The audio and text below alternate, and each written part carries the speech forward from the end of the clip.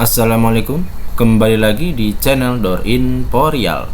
Baik, pada video kali ini saya akan memberikan informasi bagaimana caranya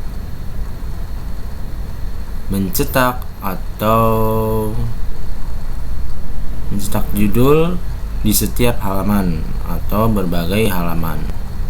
Oke, bagaimana caranya? Pertama-tama kita klik atau cari yang page layout ya, ini. Selanjutnya klik print title, kita klik. Selanjutnya setelah papan page layout ini tertampil,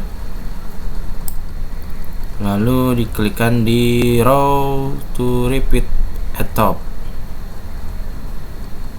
Dan ini yang paling penting ya teman-teman, jangan sampai terlewat row to repeat at top.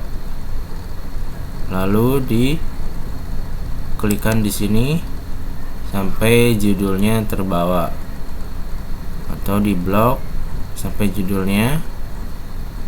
Setelah itu klik OK. Nah, setelah klik OK, kita akan print dan lihat hasilnya. Judul ini di halaman pertama ada ya teman-teman.